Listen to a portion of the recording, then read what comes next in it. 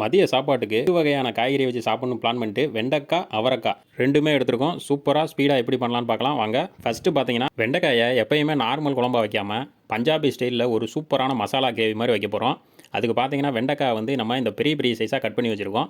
அதை பார்த்தீங்கன்னா ஃபஸ்ட்டு ஆயிலில் வெண்டைக்காய் வந்து லைட்டாக சுருங்கி வரணும், அந்த அளவுக்கு ஃப்ரை பண்ணி எடுத்துக்கலாம்.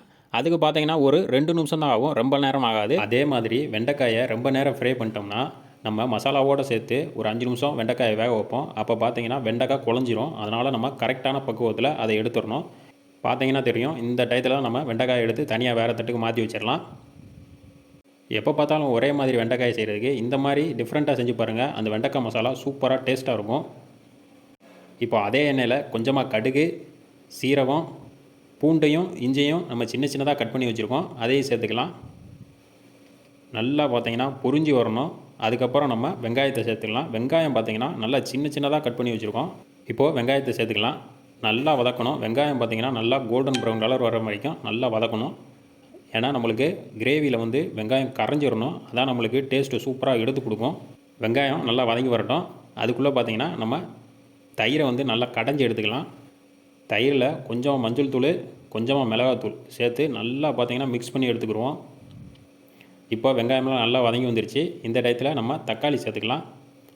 இதுக்கு தேவையான அளவு உப்பு, தக்காளியும் நல்லா மசிஞ்சு வரணும், அது வரைக்கும் நல்லா வதக்கி வரணும்.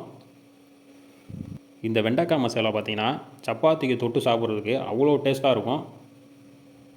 இப்போ தக்காளியும் நல்லா வதங்கி வந்துருச்சு. தேவையான மசாலாலாம் சேர்த்துக்கலாம். மஞ்சள் தூள், மிளகாத்தூள், மல்லித்தூள். மல்லித்தூள் பார்த்திங்கன்னா நம்ம ஒரு 2 ஸ்பூன் சேர்க்குறோம். கரம் மசாலா ஒரு 1/2 ஸ்பூன் மட்டும் சேர்த்துக்கலாம். இதுக்கு வந்து பார்த்திங்கன்னா நம்ம குழம்பு மசாலான்னு தனியாக இருக்கும், அதை சேர்த்துடக்கூடாது. இந்த மாதிரி மிளகாப்பொடி, மல்லிப்பொடி, கரம் மசாலா மட்டும் தான் சேர்க்கணும்.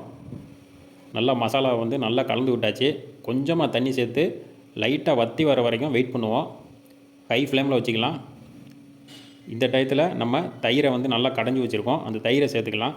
சேர்த்துட்டு நல்லா கொதித்து வரட்டும் ஒரு 2 நிமிஷம். அதுக்கப்புறம் நம்ம வெண்டைக்காயை சேர்த்துக்கலாம். வெண்டைக்காயை சேர்த்து ஒரு 5 நிமிஷம் அப்படியே சிம்மில் வச்சுட்டு அப்படியே விட்டால் போதும். இப்போ நல்லா கொதிச்சு வந்துருச்சு. இந்த டயத்தில் நம்ம வெண்டைக்காயை சேர்த்துடலாம். ஒரு 5 நிமிஷத்துக்கு அப்படியே சிம்மில் வச்சு அப்படியே விட்டுருவோம். ஒரு 5 நிமிஷத்தில் ஒரு சூப்பராக ரெடி ஆகிடும். நம்மளுக்கு எவ்வளோக்கு எவ்வளோ கிரேவி வந்து திக்னஸாக வேணுமோ அந்த டயத்தில் நம்ம ஆஃப் பண்ணிக்கலாம். இப்போ ஒரு 5 நிமிஷம் கழித்து திறந்து பார்க்குறோம். நல்லா பார்த்தீங்கன்னா உங்களுக்கு சூப்பராக கிரேவி ரெடி ஆயிடுச்சு. வெண்டைக்காய் மசாலா இது சாப்பாட்டில் போட்டு சாப்பிடும்போது டேஸ்ட்டு பார்த்தீங்கன்னா அவ்வளோ சூப்பராக இருக்கும். இப்போ அவரைக்காய் பொரியல் செஞ்சிடலாம்.